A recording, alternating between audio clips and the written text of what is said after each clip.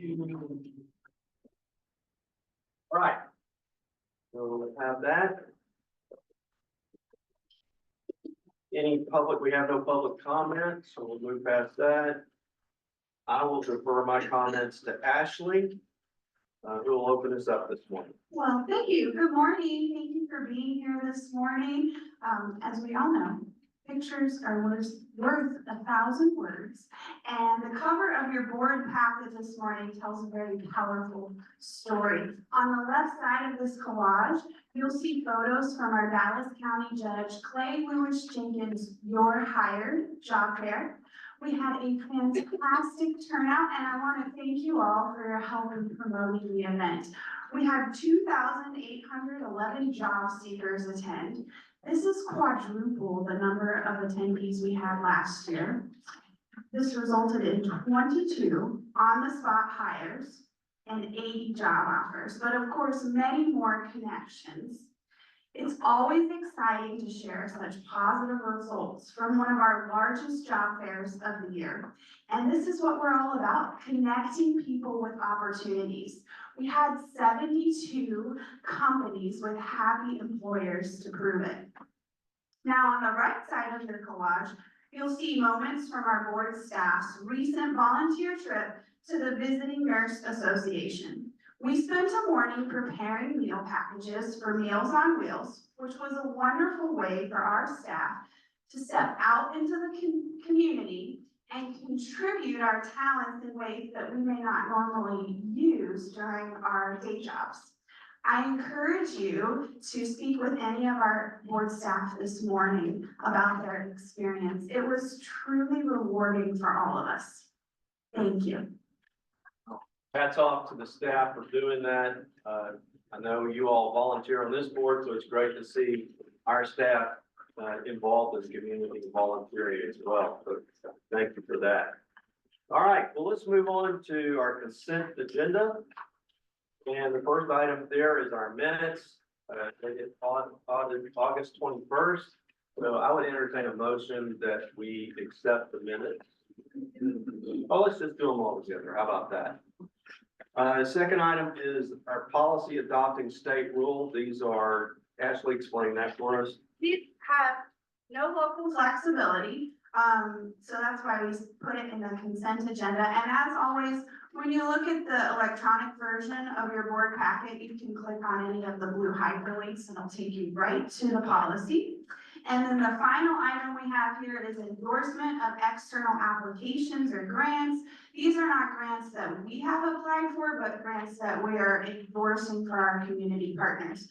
So for example, the first one in this chart is for Sarah National's proposal to the Department of Labor for a youth build program in Dallas, benefiting youth in the construction industry. And you've all heard from Kent on our team talk about our work with youth in the construction industry. So we think this is an excellent endeavor. And that's found on pages 8 through 11. So look at there, it's 5 after 8, and we're already on page 11. All right, so I would entertain a motion that we approve the consent agenda. All right, thank you, Susan. Second by Ken. All in favor? All right, anyone opposed? How about that? And all after 8:05. All right, let's go on to contracts and amendments. Demetria is already at the podium, bright and early. Thank you, Demetria. Why don't you take us through it? Good morning. Can you hear me? We can. Okay, good morning. I'm Demetria Robinson, I'm the Vice President of Workforce Solutions for Dallas. I have 2 items on page 12 that were in last month's board packet that we didn't get to vote on. So I just want to run through those really quickly, and then I'll have a handout that you have on your table in front of you that we'll refer to after page 12.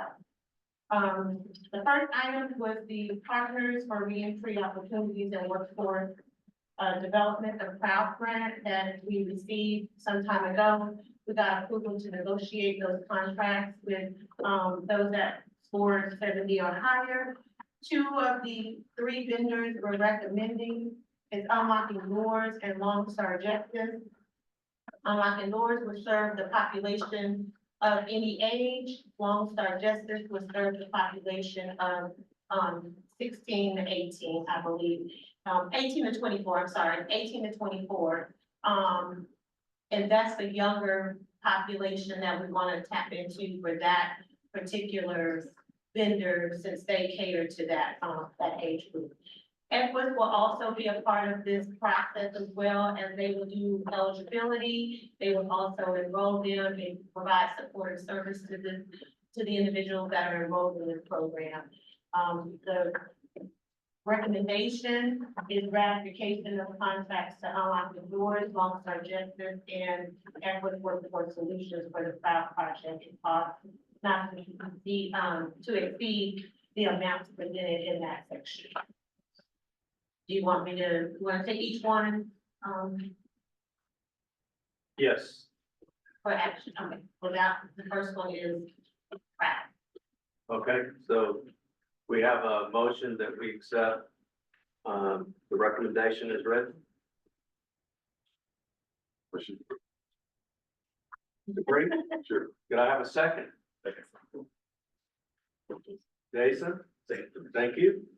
Any Just, discussion? yeah, so, I haven't looked at this contract, but how do we know?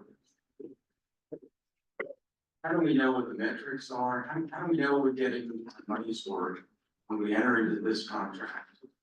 I don't have any reason to believe that we're not. I'm just wondering, what are the targets and measures? And, you know, we are authorizing the expenditure of the money. Some contracts, so how are we gonna know if we, have gotten, full value for this? So this is a new grant that we received. We applied for with Texas Workforce Commission. There are maybe 9 workforce boards throughout the state that, went in partnership with Texas Workforce Commission for this grant. This grant is serving, individuals that are coming out of, specifically here in Dallas County, out of Cedarville, Correctional Facility, going into Volunteers of America. We would have to serve up to 125 individuals coming out of the system, over a 3-year, I'm looking at Kansas to fight this project, over a 3-year period. We're responsible for capturing them before they exit out, 6 months before they exit out. And then working with them to receive training and certifications in order for them to go to work. Okay, so you're saying that the grant itself sets forth the, all of the metrics and requirements? Yes, sir. Great question. Any other questions? All right, so we have a motion and, a second. I'll take a vote. All in favor? Aye. Anyone opposed? All right, that passes. Second item is chocolate quality, innovation.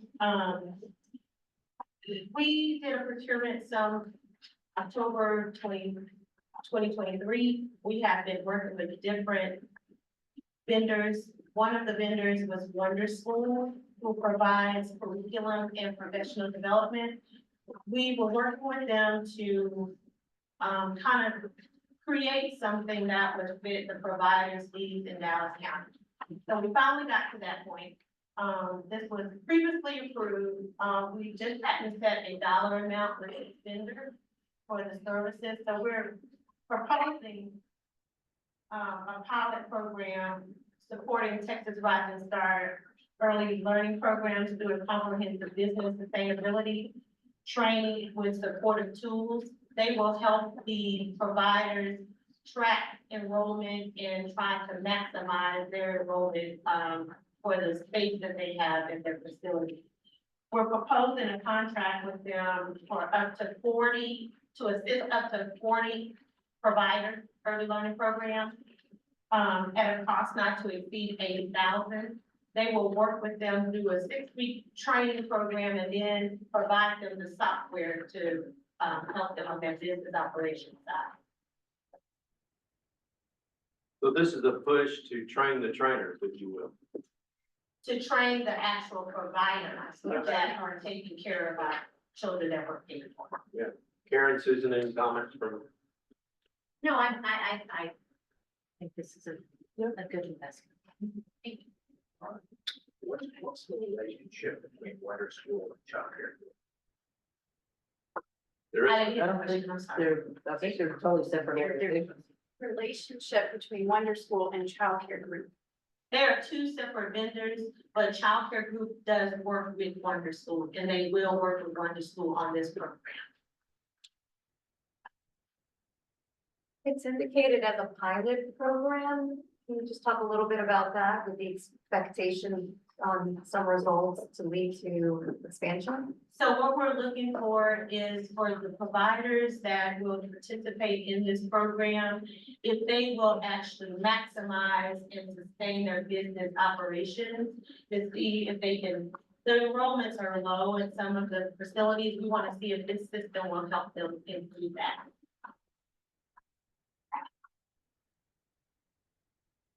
And sorry, I wonder, Demetri, if you could say a little bit about Wonder School and where else they operate, like, how it needed to Texas. So Wonder School, they are working, I believe, here in Texas. They are working currently with Child Care Group on a different pilot, that they started about 2 years ago. 2 years, yeah. 2 years ago. And this is totally separate. They are working with Educational First Steps with, home providers, and on a project they have.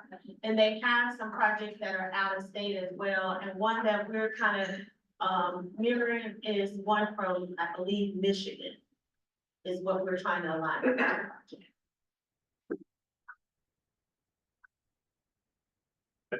this board's had a tremendous amount of discussion about quality healthcare, or quality childcare. And Texas Rising Star is the program that moves providers into higher levels of training, higher levels of service, which results in quality childcare. So investing in that is a great thing for this board.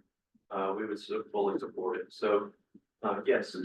I have a question. So I see it's a yearly contract. Do we have, little benchmarks that they must reach at certain times throughout the contract? And if they don't, then what do we do? And if they do, how does the contract get extended another year, or when have they completed the program and reached the goals that we wanted to reach? Right. So what are the measurables here again? Again, it's a pilot project. We're starting with 40 providers, and it's to help with their business operations and sustainability, and then to maximize their enrollments, through using a software package that they're putting together. They're also helping them create a website so they can market a little bit better.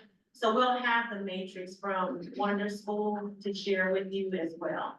And that would be presented and reviewed prior to us moving forward with any other project. I guess what I'm asking, is there a particular percent increase in enrollment or things of that nature that we should see on this work? We will need to look at each of them once we do the application for the individuals that will want to apply, we'll have to look at each of their centers to apply that matrix for success for them. This is Does that answer your this question? is a one-year contract? For Wonder School? Yeah. Yes. So pilot program, 1 year, we'll evaluate, decide if we do it again. And it's software that comes with that package, and we're only paying $80,000 to that vendor to help sustain that for 40 providers for 1 year. All right, I would entertain a motion that we accept this recommendation. Motion today. All right, can I get a second? All right, any abstentions on this? No abstentions, all right. Any discussion, further discussion? All in favor? Aye. Anyone opposed? All right, motion passes. Thank you. Keep going. The next section is there is a handout that you have, the handout September 2024. And this goes to the FY 2025 initial contract budget. Every September, we come to the board asking for approval for renewal of our existing contracts. Most of them have already been through procurement. We are in, more than going into the second, anywhere between the second and the fourth year of the contract. So starting off on, your handout, if you have it in front of you, is Equus Workforce Solutions, which operates our 8 workforce centers throughout Dallas County for our workforce system operations contract. Equus is also responsible for many of the board's contracted measures that are pushed down from the Texas Workforce Commission, which Richard kind of goes through every month, and also Nick has presented several presentations to you about those performance measures. Within that contract, we're operating multiple funding programs that are funded by multiple resources that we receive from the state. In this contract this year, we have a slight increase due to additional funding that we received in Workforce Innovation and Opportunity Act and the Reemployment Services and Eligibility Assessment Program. We had a slight, well, actually, we had a significant decrease in SNAP funding. Some of the financials you will see in the report that Alicia provides.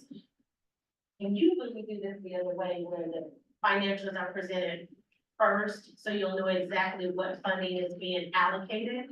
But Alicia will come after me and show you what items are being discussed for funding.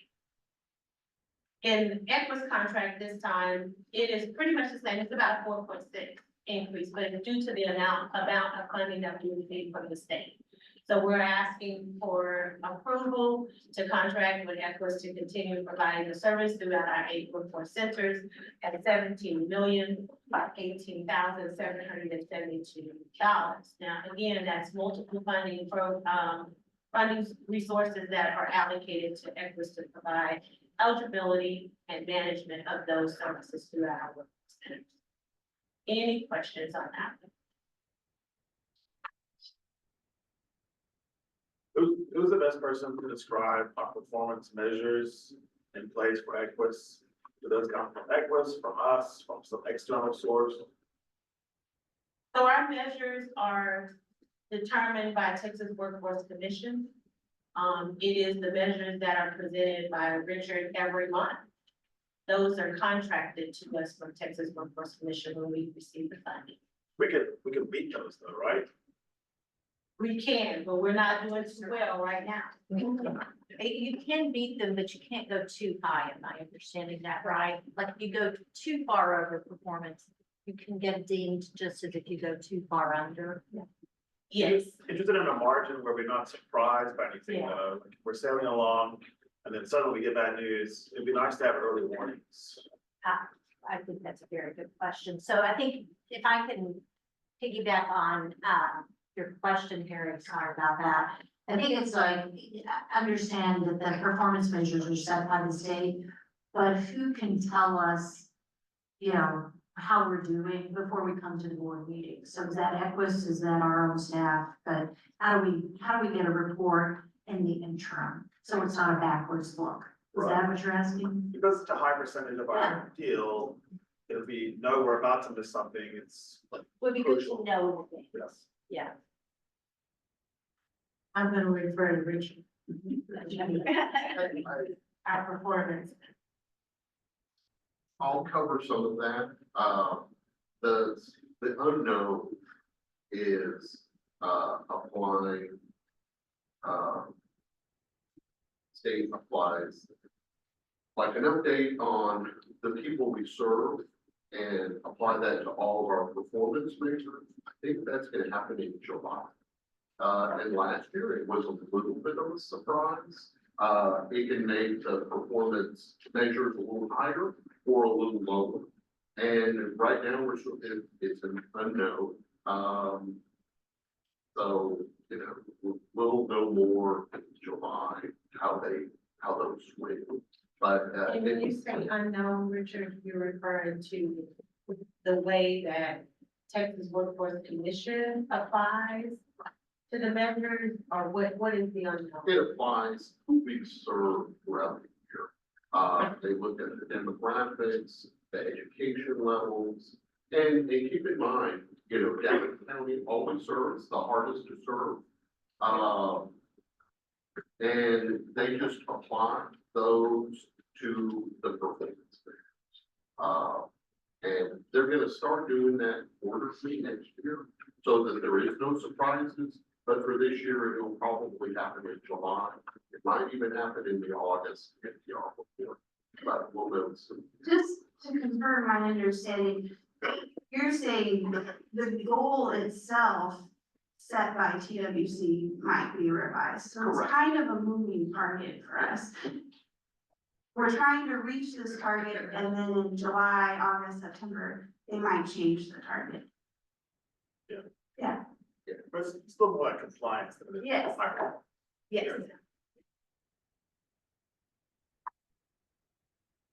Other questions? But with all due respect, I know the elephant in the room here is that the performance has not been good. In fact, when Richard talks about performance, we're in the bottom 5 workforce boards in Texas. We've never been there. So the timing of this stinks, quite frankly, that we would award any increase to Equus when their performance stinks. So that's the elephant in the room. That's what we're all kind of noodling over, quite frankly. And the increase is really aligned with the allocations of the funding Sure. we're receiving from the state. Sure. It is not an increase based upon, the good work of Equus. It is the increase aligned with the funding that is received to do the work. Yeah. And so with WIOA, with Workforce Innovation and Opportunity Act, it is the funding that allows us to, further the skills on individuals that are needing employment. It is helping us put those individuals into training and work experience in those activities. It is not, funding that we're just giving to Equus just to simply operate the program. It is to put people to work. So we will go directly to the clients that we are serving. That's It will, we have operational money in there for them to operate, to do eligibility, of course, nature. We pay for the space out of different funding, but, I mean, it's not out of their contract. That's why I need to be clear about that. It's not out of their contract. This money is for them to operate the programs to serve the customers that are in need of, assistance with going back to work. What percentage of the money is allocated for them to not work? For operations, for staffing, and doing all the back end, probably about 40%. So is there any way we can, I'm trying to understand how we can change the expectation that those sides has to change. And like you said, that is the elephant in the room. If 40% of that is something that controls the performance, then why can't we? Yeah.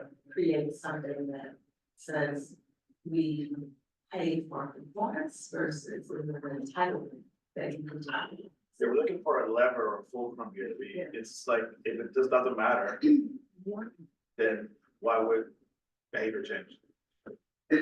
So, I was gonna talk about this in, I'm gonna grill Richard, not. My default. But Susan stated how calm I look this morning, so. We have a committee, the outreach committee, and Rebecca couldn't be here today, and I want to discuss this with her, but I really think this is in their purview. When we started that committee, we were like, how do we measure our effectiveness? How do we look at our centers and who we're discussing or who our clients are? And specifically the Hispanic community, and how we can increase that audience. How can we get more of them in our centers and serve those people? So that's what that committee was formed to do. And they've done an outstanding job, but their work's just beginning. I think it's now time for us to laser focus on this vendor over the next year. And not only us focus on it, but staff focus on it. I'd like to direct Ashley to put someone on staff directly over Equus and to report to this committee exactly what you're talking about. And then come in and then we'll have this information before the board package. So that's what I'm gonna recommend. And I don't necessarily direct staff, but I'm tired of being a low performer. I've done it my whole life. No.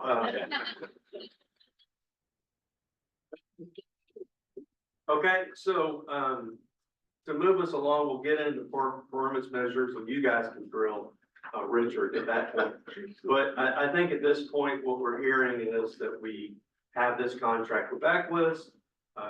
We have a continuity here that we need to judiciary responsibility, see that goes through.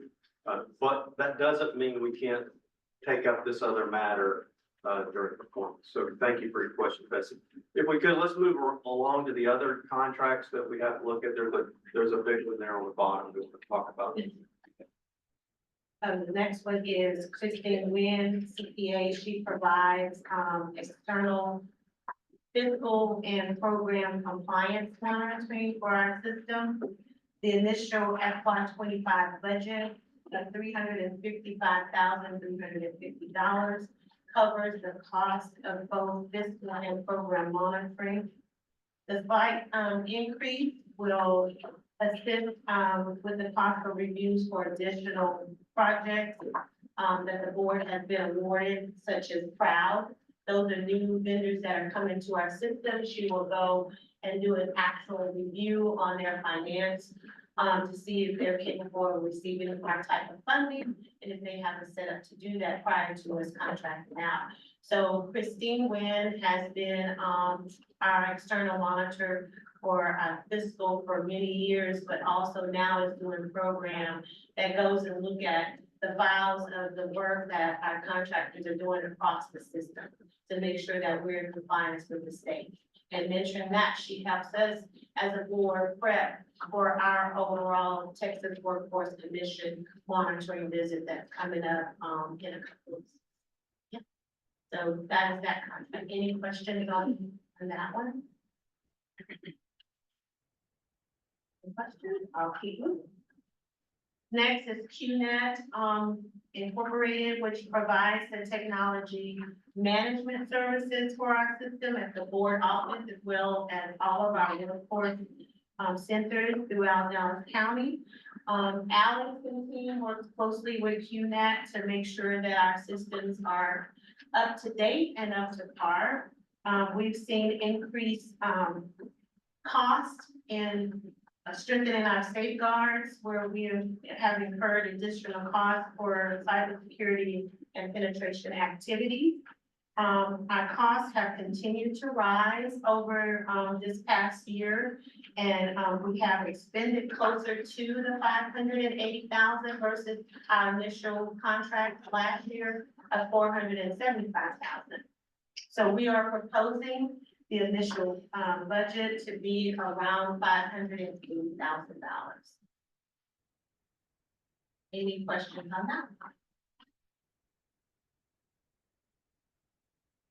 The last one for this section is Child Care Group, who manages and operates the system of child care services throughout Dallas County, which includes determining eligibility for parents and families, as well as processing payments for direct care, to providers, over 500 providers in Dallas County that are providing that service to us.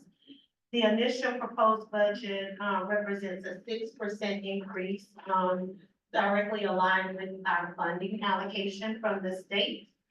In this budget, it also includes child protective services, direct care costs, and it's at about 2.5 mil right now. That will grow over the year because anyone that comes into our system that is in the child protective services custody, we pay for those services, child care services through this grant. That money is allocated to us through the workforce commission. That's included in this money. Also the direct care for all child care services and the operational cost for a child care group to operate this contract is included in the $122,075,458 that we recommend as an initial budget. Any questions?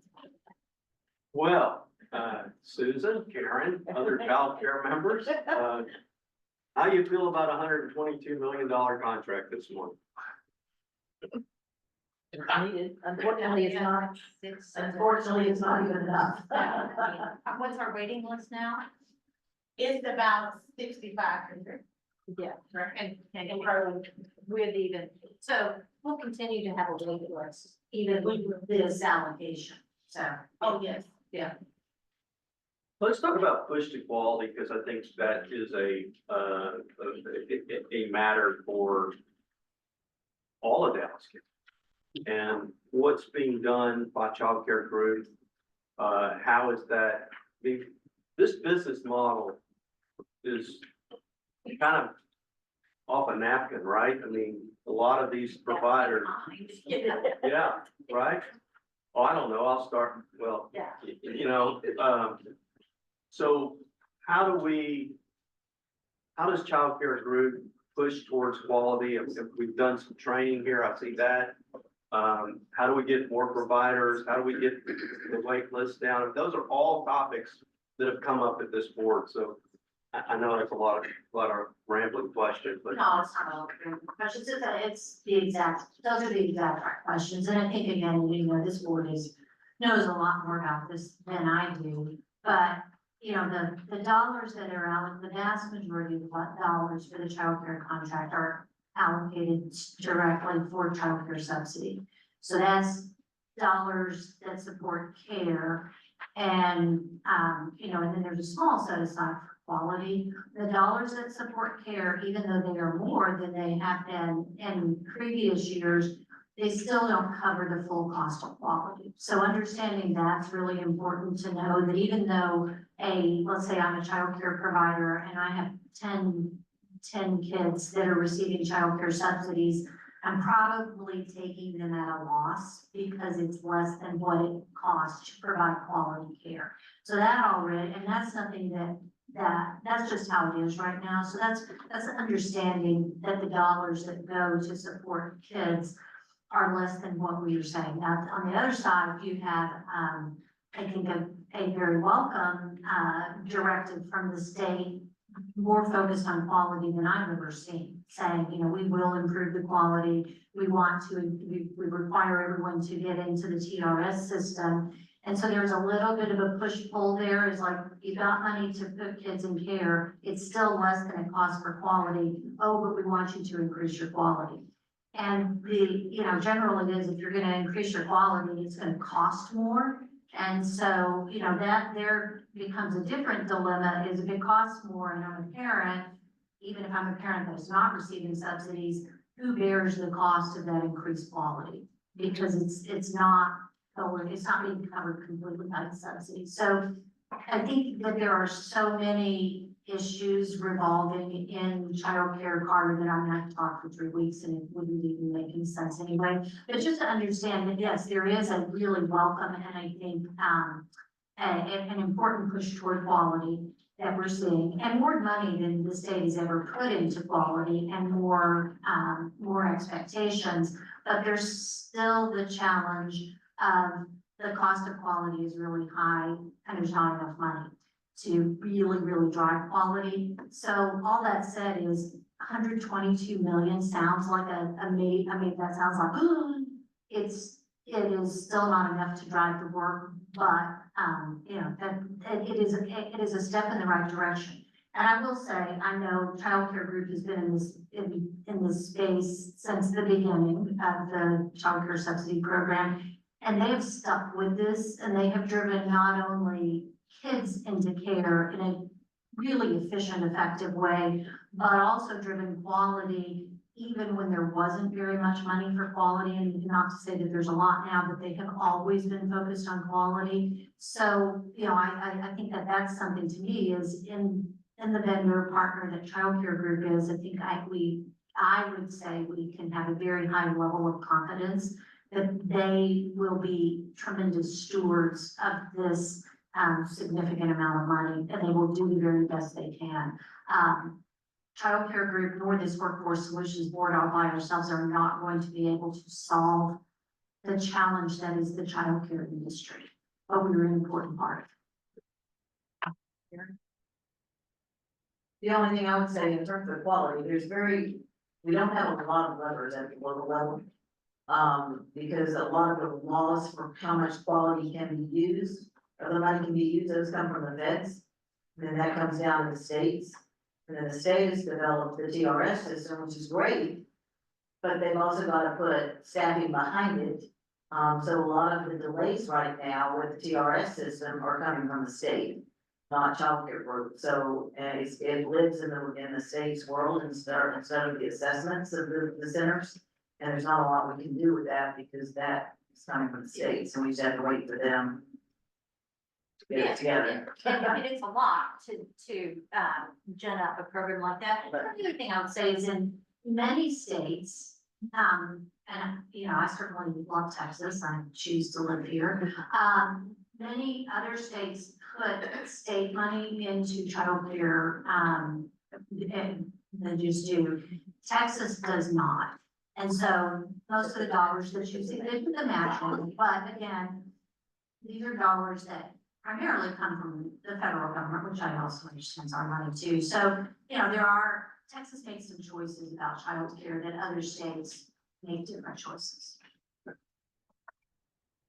Well, it's nice to have experts in the room. Any other questions regarding the child care contract?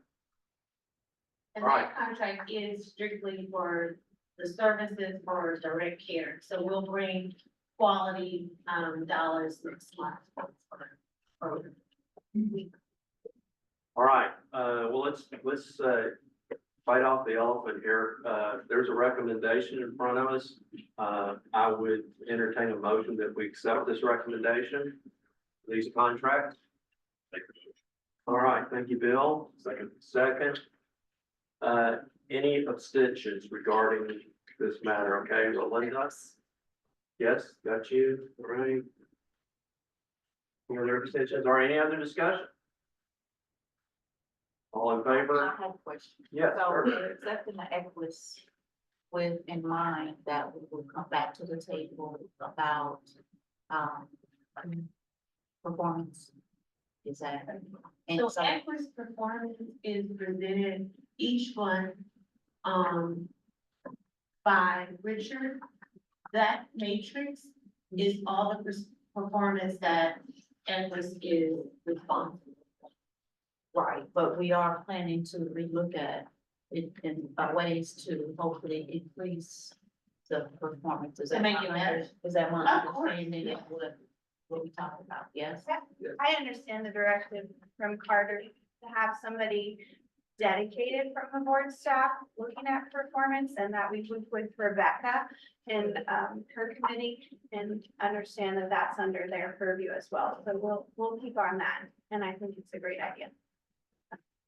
Crystal, do you have any perspective from the state that we should know about regarding childcare? No, sir. All right. It's great to have TWC here at the table. Glad I could help. Well, I mean, better here than not, right? I mean, you're hearing what we're chewing over, and she takes that back to the state. So this is what should be done at the board level. So I commend you, and I'm, again, Karen, Susan, thank you for your work on childcare. And it's tough business. Maybe Yes. just one more comment, only because Demetri, I heard you say that you're gonna be coming back with regards to funding for the quality piece of this. And you mentioned that this increase is for direct care. It's for the services for their kids. Yeah, only because that little comment says higher cost of quality care versus. And because the quality care, so this is an increase to help cover or to support higher cost of quality care. Again, as I said, it doesn't cover all of it, but every bit helps. So that it's not necessarily more children. In fact, I don't think it'll be No, more it's not. kids. It is understanding that the cost of quality It's is the going rate. higher. It's the rate. It's the rate. The more centers we get into higher level in the TRS system, the more they get paid per child. So therefore, it's more, because of the quality, you're paying a different rate. And Thank the you. quality dollars that Dimitri is referring to for a later date has to do with our contract with childcare group to go out and enhance quality, to help people rise to a higher level on that Texas Rising Star system. Carter, what would happen if we didn't approve Equus? Well, that's more or less a legal question, but we have federal funding, we're appropriating that federal funding, we're passing it through. I think the better question might be, what can we do as a board to incentivize them to meet their measures? Keeping in mind, Richard has told us this is a 2-year look back. So this is reflective of something that might have happened 2 years ago. So, but that's statewide. There's 28 workforce boards. So we're in the bottom 5, everybody else is. So, I think, I tend to be a look forward guy. And so I think that's where our energy should be spent, and to really evaluate what we can do in the future for this particular line item, which is a large portion of our budget. I mean, the great incentive is to be replaced. So are there competitors that could do? Of course there are. Yeah. They're not the only ones in this. So the person assigned needs to remind them daily of that. Plus, like, But we're not at that. 2-year look back, like, what decisions we make in business 2 years ago? That's tough, but. Yeah. Probably not real estate. It is, but if we're still making the same decisions that we made 2 years ago, I mean. That's right. The important question is, are we still doing the same things we did 2 years ago? So I start by looking at what are we doing now that's different than what we did 2 years ago. And we've started that process. We've been meeting with Equus frequently about what are we doing different? What can we do different? How do we deliver services differently? How do we get people to bring the outcome back to us? But that's what we run into in most of these measures. We're training folks to get credentials, but then they don't give us that confirmation that they received it accurately. And it's working with the customers as well as the training providers that are providing that particular training. So there's credential measures that we missed because we did not obtain the documentation that they received that credential. So that's one that we've been deemed across 4 different programs because of the same way that we're doing business. So we have to do that differently. We have to have a better touch with customers and a better relationship with training providers to make sure that we get that information back to put it into our system. So that's 2 years ago, we know that happened. So what are we doing different? We're making sure that Equus is changing their processes and making sure that they're receiving that documentation in a timely manner to be in the file and in the system, so it counts for our performance. It's little things like that across the system that we know may have changed during the pandemic because of all the movement. Okay, so we have a motion, we have a second, we discussed the item. I'm gonna call for a vote, so all in favor that we accept this recommendation, aye. Aye. Anyone opposed? Any abstentions? Abstention. Aye. Right. You got all that? Okay. All right. Anyone, all right, motion passed? Thank you. All right, move us along, Demetria. Local match. In order for us to get the full allocation of the $122 million that we're talking about, we have to go out and do local match. And we do partnerships with, public entities such as ISD and the college. Thank you so much. President, thank you. To secure the match dollars in order for us to receive our full allocation, for us to have the direct care dollars provided for child care services. Our target this year is 4.1 million. We've secured 2.8 million, and we have about 1.2 million to go.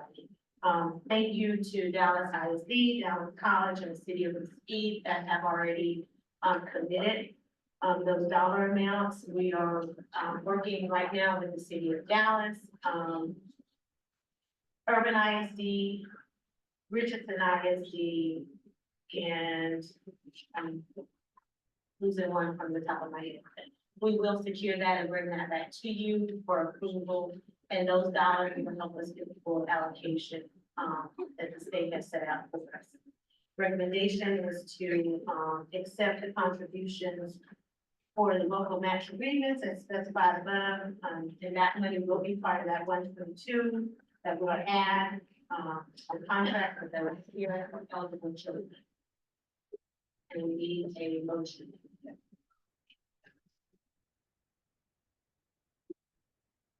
Is this all or nothing? So do you have to get 4.1 in order to get? And I then do. you have visibility into the other dollars needed?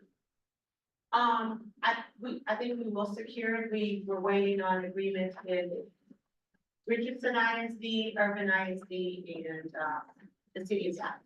Any risk in those or pretty straightforward? Right now, the risk might be Richardson ISD. We're having some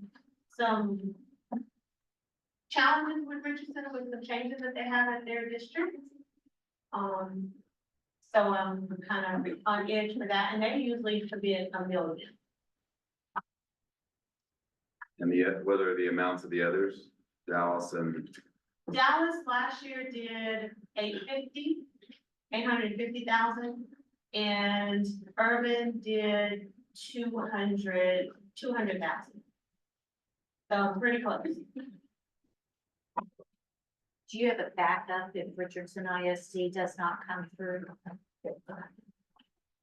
Not yet. But you've got something. It's a hard sell. If they don't get anything for it, They don't and they have to get fill out a stack of papers this high. What we try to do is, present to that district how many children are actually receiving childcare services that we're paying for, so that district kind of knows what the benefit of the childcare program that we operate in that community. That's really what we have to show there, how much dollars is spent for childcare in their district. any suggestions or recommendations for me, I'm open and I will go after.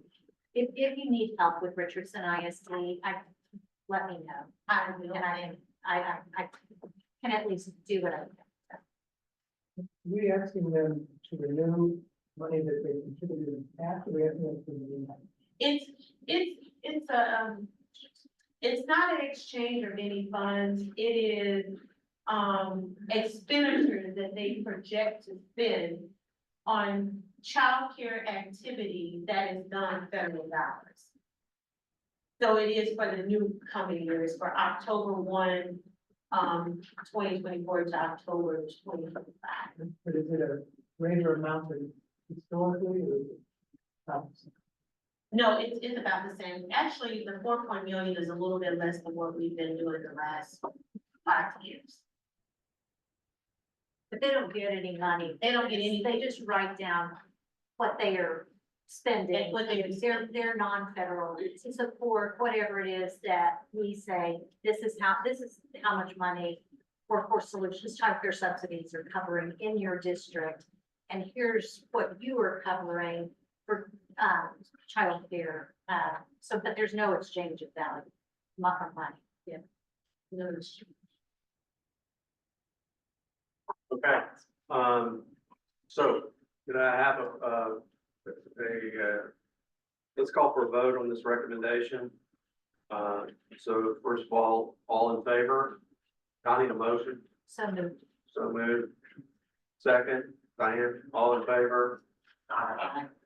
Anyone opposed? There's some abstentions. I didn't call for those. Justin, Dan. Okay. All right, motion passes. Last thing on the last page is childcare update. On September 10th, last Tuesday, the Texas Workforce Commissioners approved 2, BCY 25 childcare items.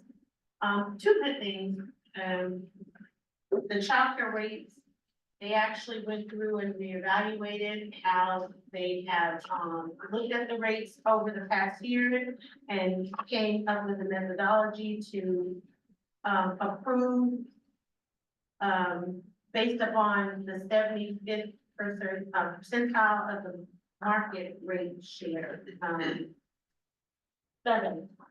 This is done every year. This is why it's so important for childcare providers to submit the information about their rates to the state, because they use that data to come up with rates, that we can reimburse providers throughout, the childcare system.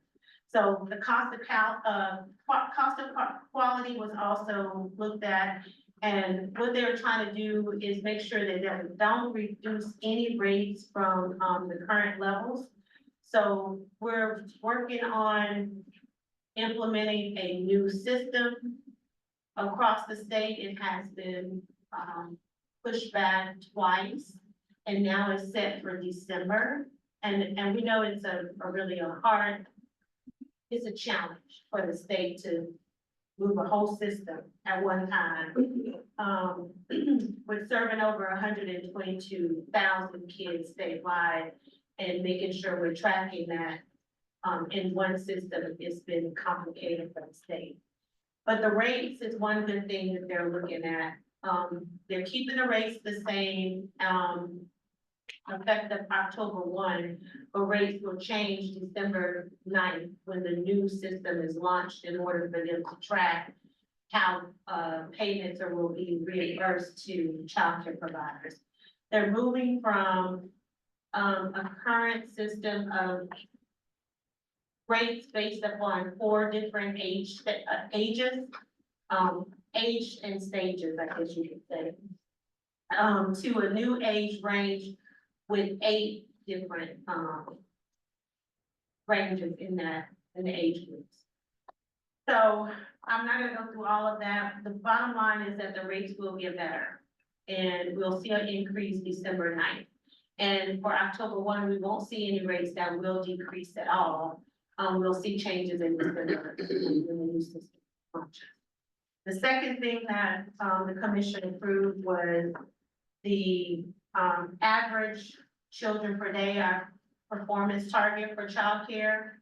We do know that the average number of children served per day is set by the state, and this year for Dallas, it'll be 213 individuals. It's a little bit less than what we're set right now at 15,945. But that's due to the higher rates that are being proposed going forward. The new measure that we're adding this year based upon TWC is the initial job search success rate. We have been tracking that over the past year. We have been doing well in that. This is allowing individuals that are searching for work, the first 90 days, they can receive childcare during that period. That had not been done before. Now they're gonna measure us on doing that. I think it's a benefit to parents that are seeking employment. For Dallas, our target would be 64.98%. We've managed to average that over this last year, so we shouldn't have any issues with maintaining that measure. So those are the two things that just was updated and presented to us last week from TWC, so it was included in your handout for action. And we have no flexibility in this one. All right, since we have no flexibility, could I have a motion? An unflexible motion. But we're required to get board action. I'll second. Second, Bill. Any abstentions? Hearing none, all in favor, aye. Anyone opposed? All right. All right. Overlap. I do want to point out one thing, if I may, and I'm going to say real fast, I promise. But if you look in here, so I just want to clarify, and I know that we don't have any flexibility here. So what we're saying is that $35.10 is a daily rate, correct? Yes. Yes. So that's about $175 a week. Yes, that is what the subsidy will cover for, and this includes the increased cost of quality in the contract. And the average rate for childcare weekly rate, I think, is something around $220 to $230 a week for infants and toddlers. Just so people understand, there still is a delta. It's more than what has been paid in the past, but there's still a difference between what the subsidy covers and what the actual cost of care is. Absolutely. That's all I wanted to say. Yes. You are absolutely. Thank you. Dimitri, thank you. Richard? Good morning. My name is Richard Perez, Senior Research and Data Management. Now, before I go into performance, I'm going to talk about policies. Connie is not feeling well, so I'm going to cover her items. On page 13, we're going to look at the work job search policy. And we looked at it last month, and local boards are required to set a policy for all of the unemployed persons, or the people on unemployment insurance, and how many work searches they do per week. We've had, at least since 2020, the work search set at 3. We think that's still a good number. Our neighbors in Tarrant County also have it at 3. The North Central Texas board, they have it a little higher, they're at 5. So we can set that to whatever the board would like. I did bring back some additional information on page 14. And what this shows is all the people that were on unemployment insurance from March 2023 through August 2024, how long they actually need benefits. It's by the number of weeks, and 26 weeks is the maximum number for regular benefits. Most of the people did get 26 weeks. but it is good to show all of, you know, how people landed on all the other things. So, I don't know if there's any discussion, but that's what I have. I'd be happy to entertain any kind of questions, really. This case. Okay, so, in high level, if you, receive unemployment benefits, you're required to make 3 job searches, Yes, a week, correct? In order to receive your benefits, correct? that's right. Right. They could apply for a job online, they could do it in person, they could even, there, the whole list of activities is on page 13, but yes, that counts as a, work search. So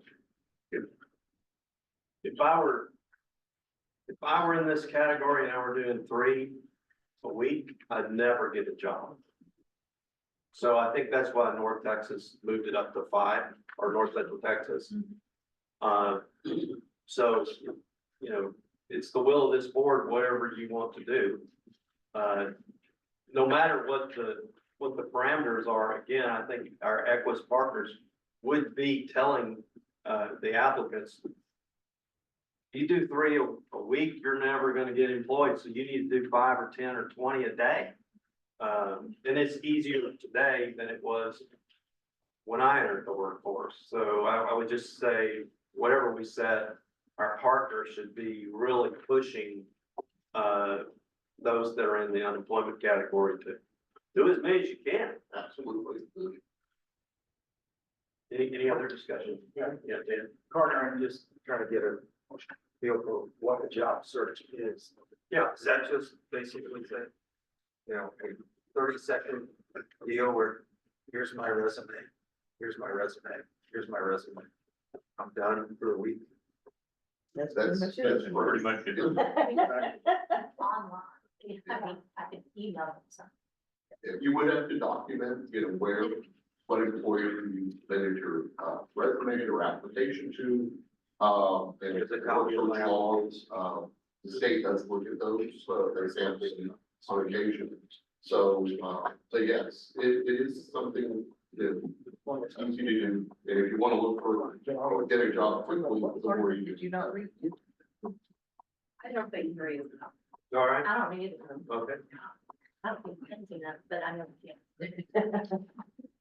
Well, can we add some more meat behind the job search so that it is just not a, you know, just send an email and send the previous week with a different address on the front?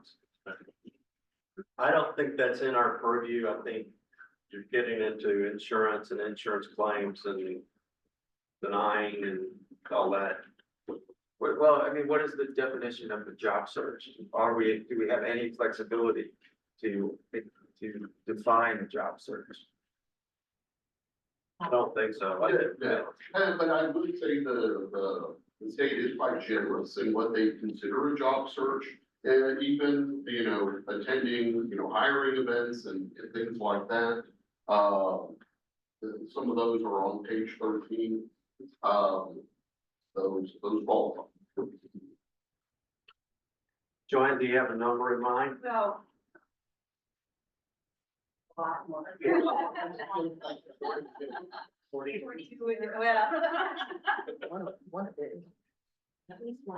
think another bottom line to this is that people who are really interested, job seekers who really want a job are going to. Yeah.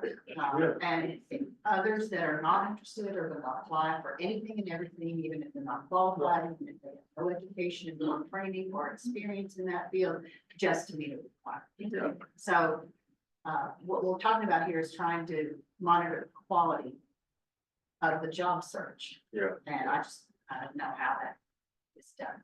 And we did look across the state. Some board areas have 2. There's, some in West Texas, I believe, have only 1. So it is, it does vary, from board area to board area. But I think 5 was at the top, or close to the top of the work search list. All right, I think I've heard a recommendation of 5. Any discussions on that for once a week?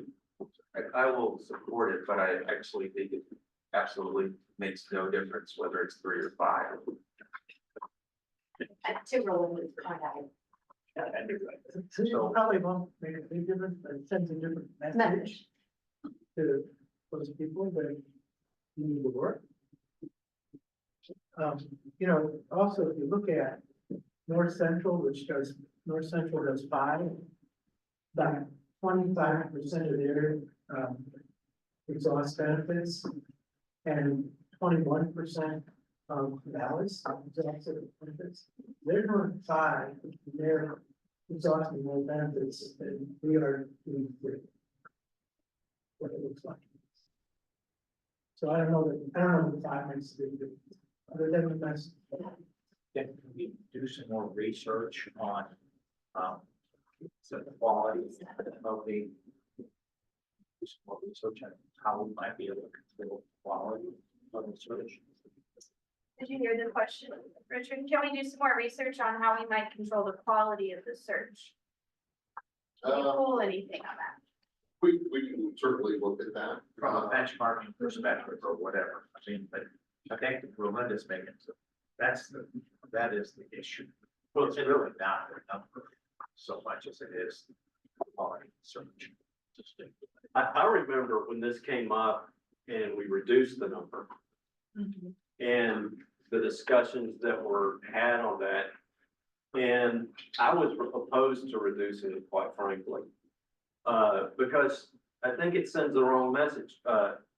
North Central Texas is Richardson, Arlington, Plano.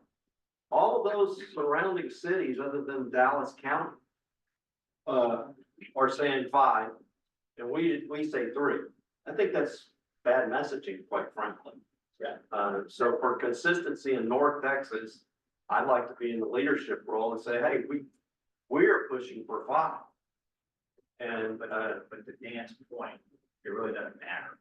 It's not, it seems like it doesn't matter. So, yes, I'm gonna vote in favor of going to 5 as well. But the question is, sure, we do some more research on benchmarking, what the quality of the outreach. I have a feeling that North Central Texas had this very discussion. And we could benefit from that. By talking with them about what went into that. So I think we have 3 choices. We can vote 3, we can vote 5, or we can table this. So those are kind of our 3 discussion items. I hope we have to 5 with the assumption that there will be no additional research on quality of searches. Okay, so I have a motion. Second, Gunner. All right, any further discussion on this before we call a vote? All right, all in favor? Aye. Anyone opposed? Sorry, I have a position, but I have this additional question. Okay, the motion passes. Yes, great. All right. Sorry. To ask you, so I never did from a benchmarking perspective, they were actually smaller than both Tarrant County and North Central in terms of at least unemployment. I was really surprised to see those numbers. And I honestly, I was a little surprised as well. I think there were some, we'll call them larger, layout events that happened in that area. I'm trying to remember what they were, that they might have impacted Tarrant a little more. One of them might have been the yellow freight, which happened in that 2023 early 24 time period. But, it could just be a mix of things. But then the other observation was that the North Central had a considerably larger number of 26 weeks of full. Consider both Tarrant and us. I mean, considerably larger. That doesn't necessarily confuse me, but nevertheless, those are the numbers. Again, very surprising. Hey, but one more thing on that page, the column that says the claimants that exhausted benefits. It's not everyone, but, it does show what that number is, the ones that just completely use every unemployment insurance, dollar. Well, like, and Ken, to tie a bow on it, Mhm. I vote we remain lower. Well, that's great, but that's the fact that, in terms of the people that we serve, you know, I'm just wondering, I know. the universe. So, and then, I just thought that was an interesting. I'd never seen this number before, thank you. Yeah, thank you for providing those, Richard. All right. So the next, policy, not as interesting, Texas open records policy, we're basically updating it, we haven't updated it in a long time. Pretty much to match, the attorney general, the current attorney general, rules for open records. The last time we did that was in 1999. So it's been a long time. I did have a joke I was gonna say on that, but I'll pass. It's just, you know, The Matrix, that was the movie, the first one, that happened in 1999, just for good time reference. You know, and then those- But, it's just updating the open records. Great. Reed, thanks for focusing on that. I mean, you know, we're looking at a lot of different things that we haven't looked and uncovered at, bylaws go in. So this is just natural that we would look at this and update it, refresh it. So this has gone by council, so I don't think there's any further discussion on that. I don't know. Okay, can we get a motion to approve our public access to records document procedure? Motion for that? Okay, thank you, Lisa. Can I get a second? Second. Thank you, Bessie. There's no abstentions on this. All in favor? Aye. Anyone opposed? All right, motion passes. Thank you. Okay, so on page, if we wanted to talk about performance, that, the actual NPR report is on page 21. Sort of the key takeaways, that is on a different page, but I think, starting on page 21 is, I think, a good start. Dimitri did a great job sort of talking about that this morning. We are currently missing 7 measures in the June NPR. Measurement skills game was not included in that. I think the state is still working on their reports, and that should be available in the July report. But one of the questions is not so much the NPR, which measures we're meeting, but what is happening, so to sort of look in real time, or how we can impact that for the future. And in one of the discussions, Equus is looking at program exiters for WYOA, who's exiting, what training they have, if any, encouraging that group to get employed, you know, things like that. And I think that touches on what's happening real time. I think that was a topic. So those are some of the things that they're doing real time. And we can bring some of those charts back for October, or at least a 1-page of what, and we'll call it an exit report looks like, just to see,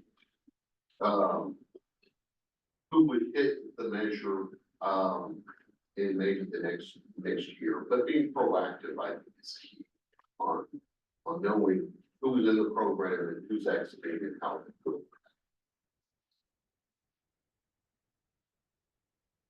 Is there any other questions, related to performance? Well, I would just, again, reinforce my comments and those of Harry's as well, that where we're at, it's not acceptable. That one, I would want a committee to focus on performance. And 2, I want a staff member directly dedicated to this contract and performance. Well heard. Okay, We'll make it happen. thank you. Now I'm gonna be calm again. And if I can add, Yeah, please. for that person that is now going to oversee, I think it's important to come up with metrics on leading indicators, right? So I see these are things that are happening, but the who, the behavior's changing, who's making more phone calls, what's that month to month? Like, there's a dashboard of leading indicators, because everything else we see is lagging and 2 years out. So I think that's what we need to see performance on a regular basis to improve this for the outcomes. That's what I would have said.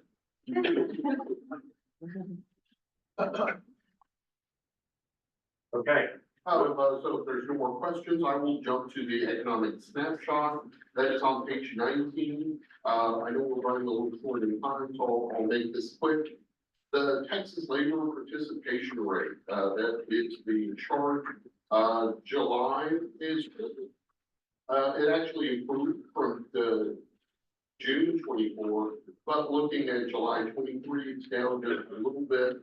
And why I think that's important, as far as the labor participation, it's just a different way to look at the economy, maybe the inverse of the unemployment rate, which, that just measures the percentage of people in the labor force who are unemployed. The labor participation rate is the number of everyone that's employed and unemployed divided into the civilian population. It's a good indicator of how, the economy is doing. People are, it's a good gauge for the health of the economy. A shrinking labor participation rate can, be an indicator of slower GDP growth and fewer people contributing. So I just wanted to throw that in there. Since unemployment insurance was still on a topic, on the top right corner, I did the Dallas County layoffs by occupation. And last month or last meeting, I looked at it by industry, but this is actually the number of UI claims by occupation group. Thought that was something good to present. And then I always like to look at the number of work with Texas job openings, especially compared to previous years. The number of job openings, it's a little bit less, but I still think the economy is doing well. And I also put the top 10 occupations, just to the left of that. And if there's any questions on the economic snapshot, I'd be happy to discuss. great. Thank you, Richard. Thanks for filling in for Connie. Hope she gets better soon. And just one more thing, there was excellent discussion on childcare. And we do have a childcare dashboard, which has excellent information that childcare group puts together. I'll just say this, the number of Texas Rising Star providers continues to increase.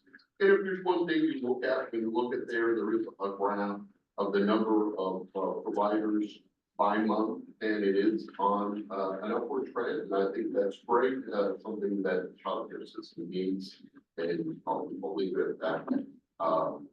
Now, before I step off, is there time to, okay. So, Stephen, were you gonna talk about upcoming events? Sure, can y'all hear me up there, or instead of mic? You're fine.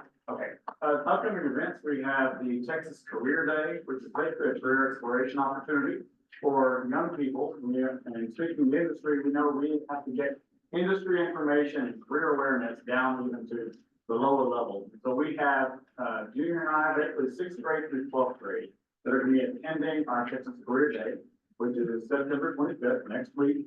We have about between 50 and 60 employers registered for that, and they're all going to be there providing information about their industry. And we have around 1,000 kids from all over Gallup County that are going to be attending. So very excited about that. If you'd like to come out, you're more than welcome. We'd love to have you there. You can come and see and visit with the employers, visit with the students, with the teachers. It's going to be a fantastic event. Yes, Where would it be? it's going to be at the Mesquite Convention Center. And TWC gives us a special grant just to hold these types of events for our young people. Correct, correct. And we also have, the hiring red, white, and blue, which is it's usually our largest job fair of the year. I think the judge's job fair is going to give us definitely some competition with that 2,800 people that showed up. But we will have more employers at this next event. We'll have about 160 and 160 employers at this next event. It's going to be held actually. We're gonna be working with Gillies to work on the, parking situations, so they can make sure they open up more parking lots sooner, so there's not such a big, jam of traffic, people having to park too far away. That's going to be on November 6th, which is a Wednesday. Our usual job fairs are on Thursday, but we can change it to Wednesday, just because that was the opportunity at Gillies, so. Great event, again, while it is geared towards veterans, to honor our veterans, it's also open to the public. So please help us spread the word, let people know, anybody's welcome to come. We have, some pretty good news and media coverage at it.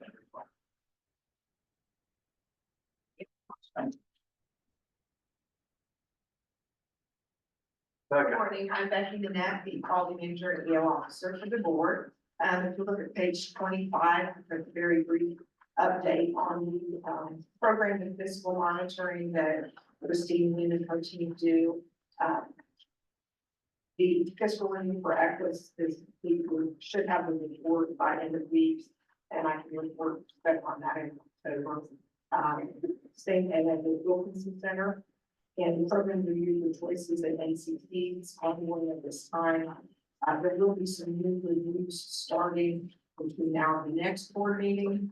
I guess the most important thing is that the TWC monitoring, as Demetria mentioned, is happening week of September 30th. And also there will be a TWC equal opportunity monitoring that will be coming up in November.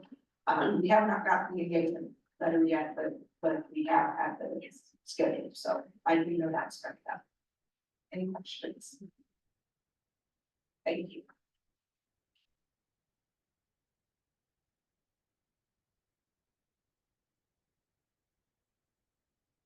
Sorry, Ashley was disrupting me. All right, I think we are, ready for our closed session.